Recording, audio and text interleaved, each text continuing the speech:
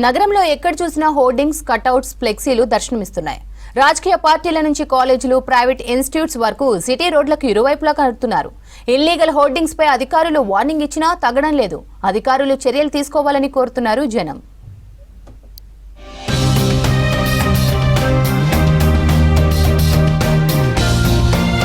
సిటీలోని రహదారులు నిత్యం రద్దీగానే ఉంటాయి. లక్షలాది వెహికల్స్ మధ్య గమ్యాన్ని చేరుకోవడం అంటే నగర రోడ్ల మీద కత్తి మీద సామే. ప్రయాణికుడు గమ్యాన్ని సురక్షితంగా చేరుకోవడానికి ట్రాఫిక్ రూల్స్ పాటించాలని సూచిస్తున్నారు అధికారులు. కానీ హోర్డింగ్స్, ఫ్లెక్సీలు, కటౌట్స్ మీద పడి గాయాలైన, చనిపోయిన ఘటనలు సిటీలో జరిగాయి. అయితే వీటి విషయంలో ఇబ్బంది పడుతున్నా పట్టించుకోవడం లేదంటున్నారు ప్రయాణికులు.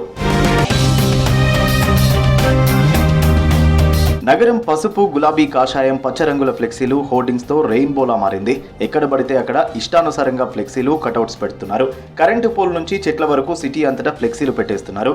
కమర్షియల్ యాడ్స్ కోసం జీహెచ్ఎంసీ ఏర్పాటు చేసిన హోర్డింగ్లు తక్కువే అయినా ఇల్లీగల్ గా ఏర్పాటు చేసినవి అధికంగా ఉన్నాయి. సిటీలో పబ్లిసిటీ కోసం పొలిటికల్ పార్టీలు వాడుకున్న వారికి వాడుకున్న చందాన ఉంది పరిస్థితి. నగరంలో శంషాబాద్ మున్సిపాలిటీలో హైడ్రా కొరడా జొలిపించింది. రోడ్డుపై అనుమతులు లేకుండా ఏర్పాటు చేసిన 39 హోర్డింగ్లను తొలగించింది.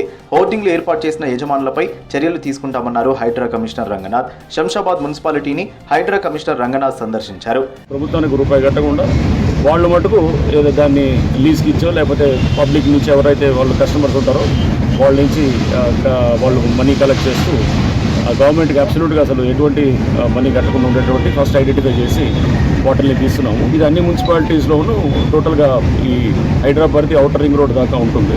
సో ఇవన్నింటిలో కూడా ఇది చేయడం చేస్తాము. 19 అని చెప్పడం జరిగింది. ఆ 39 తీస్తాము అబ్సల్యూట్గా ఏ పర్మిషన్ లేకుండా. అంటే జనరల్గా ఎట్లా ఉంటుందంటే ఒక పర్మిషన్ తీసుకుంటారు, 4 పెడతారు అనమాట వితౌట్ రీజన్ అనేది.